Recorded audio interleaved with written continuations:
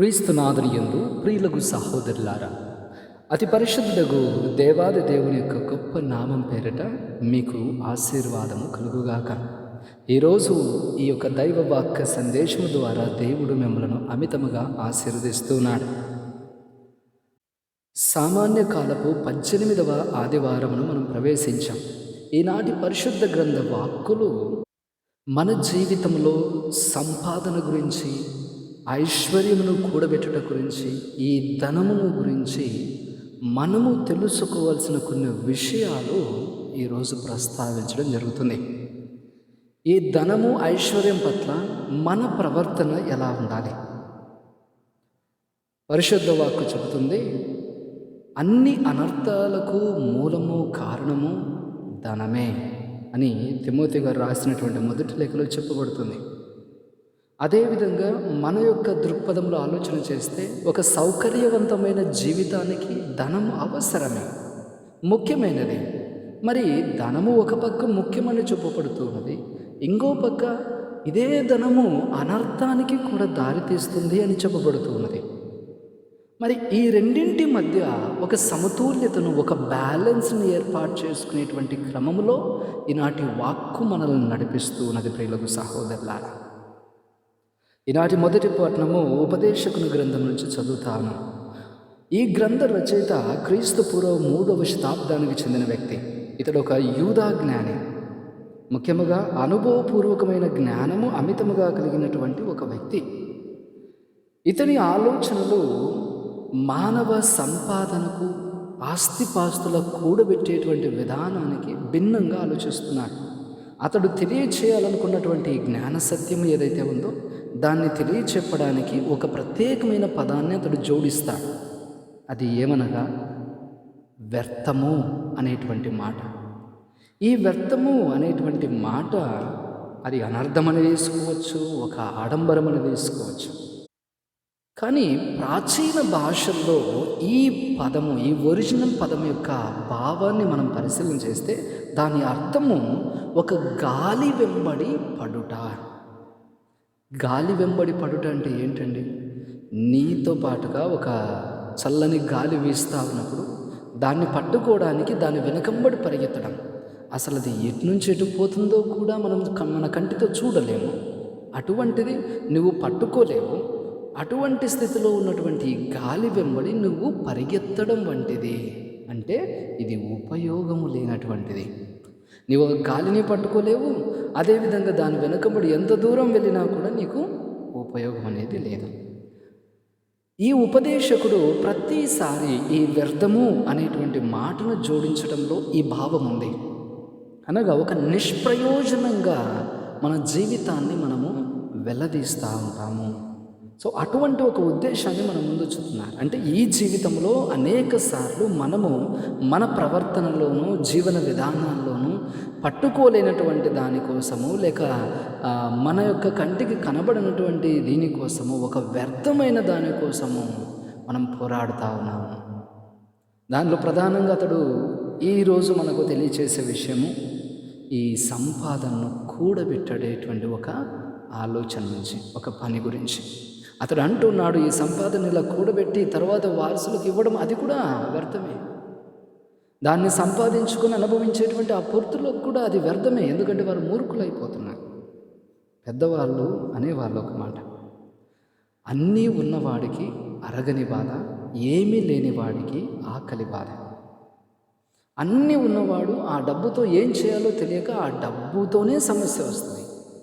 ఏమీ లేని వాడికి డబ్బు లేదు కాబట్టి డబ్బు కోసమే సమస్య కొని తెచ్చుకుంటాడు. మరి ఈ విధంగా ధనం అనేది ఒక ముఖ్యమైనటువంటి విషయం అయినప్పటికీ దీని యొక్క మాయలో పడితే జీవితం వ్యర్థమైపోతుంది.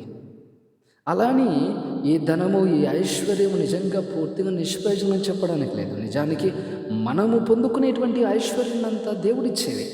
వాక్కు చెప్పబడుతున్నది. ద్వితీయోపదేశ కాండం 8వ అధ్యాయంలో చదువుతామండి. ఆ దేవుడే మనకు సమృద్ధినిస్తాడు, సంపత్తినిస్తాడు, ఐశ్వర్యాన్ని ఇస్తాడు. హీబ్రూ ప్రజలు ఇది బలంగా నమ్మారు. ఈరోజు నీకు బాగా సంపదలు ఉన్నాయి, సమృద్ధి ఉన్నది అంటే గుర్తుపెట్టుకో, అవి దేవుని వరాలు. దేవుడిచ్చాడు, దేవుడు నిన్ను హెచ్చుగా ఆశీర్వదించాడని నువ్వు తెలుసుకోవాలి. మరి అదేవిధంగా ఈ సంపాదన ఖచ్చితంగా పెరుగుతూ ఉన్నది అంటే మనం శ్రమిస్తున్నామని అర్థం.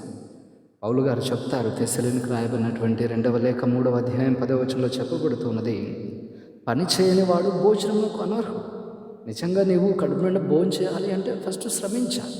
సో ఇలా శ్రమించేటువంటి తత్వంలో కొందరు ఎక్కువ లాభాన్ని పొందుతారు, కొంతమంది తక్కువ లాభం పొందుతారు. ఎక్కువ లాభం పొందుకున్నవాడు తను తినగా మిగిలినది తీసి పారవేయడు కదా, అలానే తను వెంటనే ఖర్చు చేయను లేడు. సో అటువంటప్పుడు దాన్ని కూడబెట్టడం నేర్చుకుంటాడు. అక్కడి వరకు కూడా ఇది తప్పు కాదు. అలా ఆదా చేయడము లేదా అలా సేవింగ్స్ లాగా ఒక ఆదాయాన్ని దాచిపెట్టడము అది ఒక తప్పు అని పరిగణించడం లేదు. ఎందుకనగా ప్రభువే మనం చూస్తున్నామండి. ప్రభు అంటాడు, ఇల్లు కట్టువాడు తన ఇల్లు కట్టుకోవాలంటే మొట్టమొదటిగా కూర్చొని తన యొక్క వ్యయాన్నంతా ఏర్పాటు చేసుకుని అంత సమకూరింది, అంత సమకూర్చుకున్నాము, ఆదా చేసుకున్నాము అనుకున్న తర్వాత ఇంటి పని మొదలు పెట్టారంటాడు.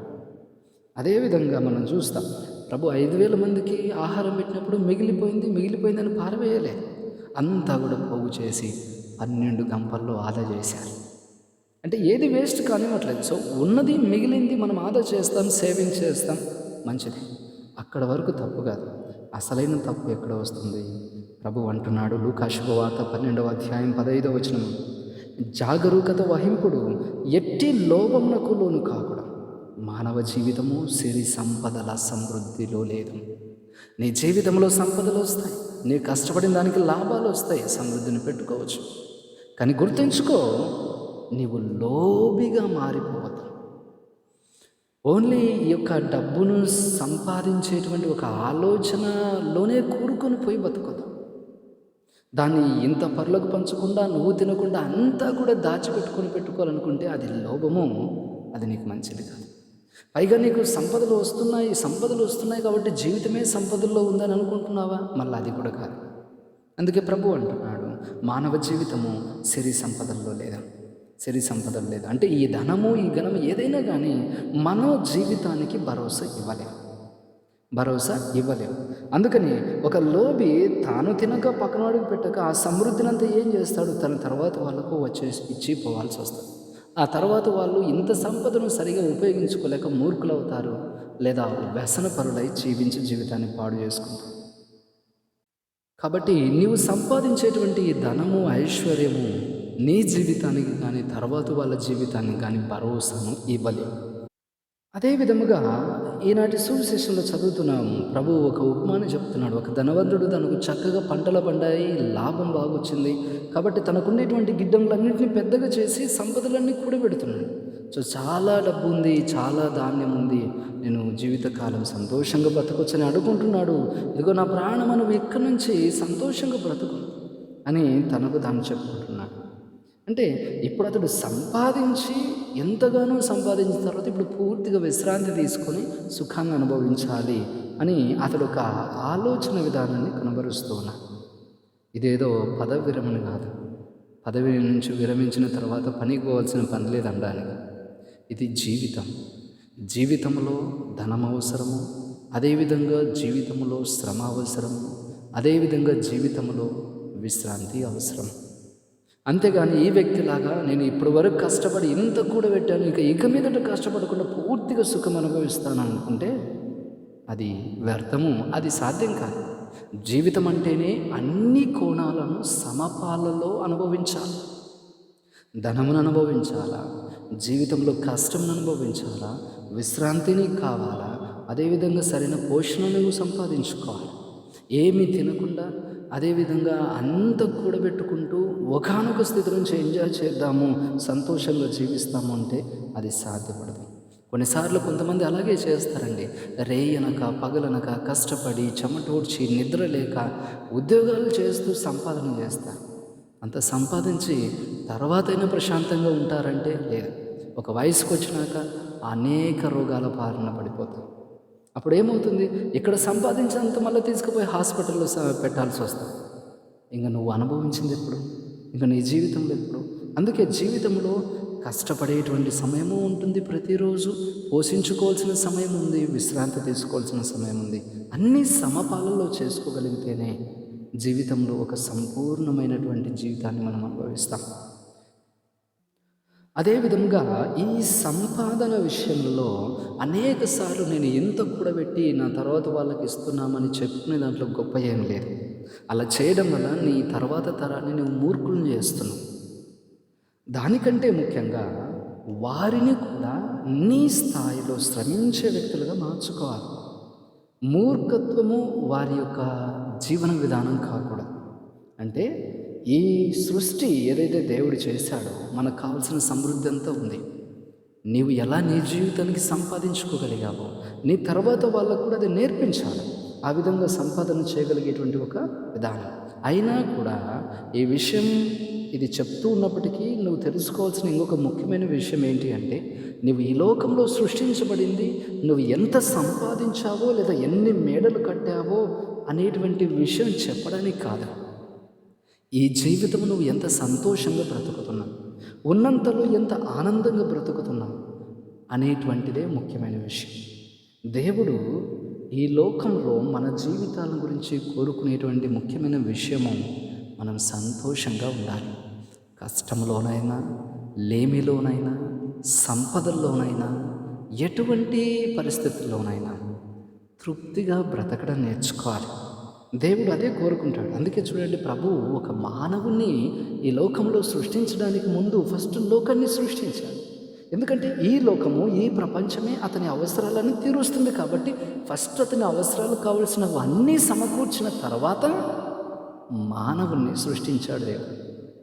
కాబట్టి అందుకే మొదట లోకాన్ని సృష్టించి తర్వాత మనిషిని చేశాడు. అంటే మనిషికి అవసరమైన ప్రతీదీ లోకం నుంచి మనకు లభ్యమవుతుంది. అదేవిధంగా నీ జీవితం 24 గంటలు ఈ సంపాదన కోసం పాటుపడి నీ కుటుంబంకి ఇంత సమయం కేటాయించకుండా నీ దేవునికి ఇంత సమయం ఇవ్వలేకపోతే ఇంకా ఉపయోగమే ఉంది? ప్రతిరోజు నీ జీవితంలో సంపాదనకు కష్టపడాలా, ఆనందంగా ఉండడానికి కూడా కష్టపడాలా, నీ కుటుంబం వాళ్ళతో ఉండడానికి కష్టపడాలి. అదేవిధంగా దేవునితో సమయం కేటాయించడానికి నువ్వు సమయం ఇవ్వగలగాల. ప్రతిరోజు ఇవన్నీ జరగాల. కొద్ది కొద్ది పాలలో కొద్ది సమయము ప్రతిదానికి కేటాయించేలాగా ఉండాలి. అప్పుడే జీవితం సంపూర్ణంగా అవుతుంది. లేదంటే వృధా చేసుకుంటాం. కొంతమంది అంటారు ఈ కాలంలో టైమ్ ఈజ్ మనీ, కాలము డబ్బుతో సమానము. కాబట్టి సమయాన్ని వేస్ట్ చేస్తే మనం డబ్బును కూడా పోగొట్టుకుంటామనేటువంటి ఒక ధోరణితో కొంతమంది మాట్లాడతారు. నిజమే, టైం ఈజ్ మనీ. ఎందుకంటే సమయాన్ని ఉపయోగించుకుంటే ఎంతో సంపాదన చేయవచ్చు. కానీ గుర్తుంచుకో, నువ్వు ఎంత సమయాన్ని కేటాయించి సంపాదించిన డబ్బైనా ఆ డబ్బునంతా కూడా పెట్టి నీ జీవితంలో ఒక్క నిమిషాలైనా నువ్వు కొనుక్కోగలవా? సాధ్యంగా. అంటే నీవు ఈ అశాశ్వతమైనటువంటి సంపాదన కోసం ఒక శాశ్వతమైన సమయాన్ని వృధా చేస్తున్నాం ఒక విధంగా. అందుకే టైమ్ ఈజ్ మనీ అని చెప్పుకోవచ్చు. కాకపోతే నిజానికి ఈ సమయము, ఈ మనీ సమయాన్ని కొనలేదు. ఒక్క నిమిషాన్ని కూడా నీకు కొనివ్వలేదు.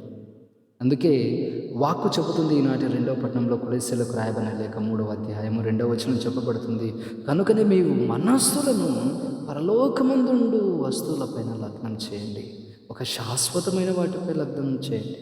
అంటే ఒక అశాశ్వతమైన దానికోసం వెంపర్లాడి, ఆతృతపడి, ప్రయాసపడి, సంపాదించి ఒక శాశ్వతమైన భాగ్యాన్ని పోగొట్టుకునే దానికంటే అదే శాశ్వతమైనటువంటి దానికోసం మనం ప్రయత్నం చేస్తూ ఉండడం, దానిని మన ప్రధానమైనటువంటి విషయంగా ప్రయత్నం చేస్తూ ఉండడం ఎంతో అవసరం. ఆ ఉపమానంలో చెప్పబడినట్లు ఆ యొక్క ధనవంతుడు రాత్రికి రాత్రి ఆయుష్నంతా పోగొట్టుకున్నాడు. అదేవిధంగా కొన్నిసార్లు రాత్రికి రాత్రే మన ఆయుష్లు తగ్గిపోతాయి. అందుకనే నీ జీవితం దేవుని ప్రణాళిక. దేవుని ప్రణాళికలో నువ్వు ఆనందంగా జీవించు. ఈ ఆనందం అనేది ఈ ధనములో, సుఖాల్లో ఉండదు. ఇవంతా మన అవసరాలకి కావాలి, మన పనులు నెరవేర్చుకోవడానికి కావాలి, మనకు ఒక సౌకర్యవంతమైన జీవితానికే. కానీ మన దృష్టి ఎప్పుడు శాశ్వతమైన ఆ పరలోకపు వస్తువుల మీద, ఆ పరలోకపు జీవితం మీద ఉండాలి అనేటువంటిది ఈరోజు మనం తెలుసుకోవాలి. అందుకే సామెతల గ్రంథము 30వ అధ్యాయము 8-9 వచనాలు చెప్తాయి. అక్కడ ఆ యొక్క గ్రంథ రచయిత దేవునికి ప్రార్థన చేస్తున్నాడు, ప్రభువా నన్ను ధనవంతుని చేయొద్దు, నాకు సంపదలు ఎక్కువ ఇవ్వద్దు, ఎందుకంటే అట్లా ఇస్తే నేను అహంకారంతో నిన్ను వ్యతిరేకిస్తాను. అదేవిధంగా నాకు ఏమీ గతి లేనటువంటి వ్యక్తిగా నన్ను మార్చొద్దు. ఒకవేళ నేను దొంగతనం లాంటివి చేసి నా జీవితం పోషించుకోవడానికి ప్రయత్నించి మళ్ళా నీ యొక్క ఆజ్ఞలను తప్పేస్తానేమో. నాకు కావలసినది నాకు ఇవ్వు. ఉన్నదాంతో సంతృప్తిగా బతకడానికి నాకు ఆ యొక్క కృపనివ్వమని ఆ యొక్క గ్రంథ రచయిత చెప్తాడు. ఈరోజు ఇదే మన ప్రార్థన. సంపదలు ఎక్కువయ్యాయనో తరిగిపోయాయనో అనేటువంటి విధానంలో కాకుండా, నేను నా జీవితాన్ని అన్ని కోణాల్లో సమతుల్యత కలిగి బ్రతుకుతున్నానా, ఆనందంగా జీవిస్తున్నాను. నా కుటుంబ అవసరతలు తీర్చుకోవాలి, కుటుంబంతోనూ సమయం వెచ్చించాలి, దేవునితోనూ సమయం వెచ్చించాలి, అదేవిధంగా సరిపోయినంత విశ్రాంతి తీసుకోవాలి. అంతేవిధంగా అన్ని విభాగాల్లో కూడా జీవితాన్ని ఒక సమతుల్యత అనేది ఒకటి మనం మెయింటైన్ చేయాలి. కాబట్టి ఈరోజు దేవుని ప్రార్థిద్దామండి. దేవుడు మనకు ఇటువంటి ఒక బ్యాలెన్సింగ్ లైఫ్, సమతుల్యత కలిగినటువంటి ఒక జీవన విధానాన్ని మనకు నేర్పించమని ఆ దేవాదేవుని ప్రార్థించుదాం. ప్రభువు మిమ్ము దీవించుదురుగాక. ఆమేన్.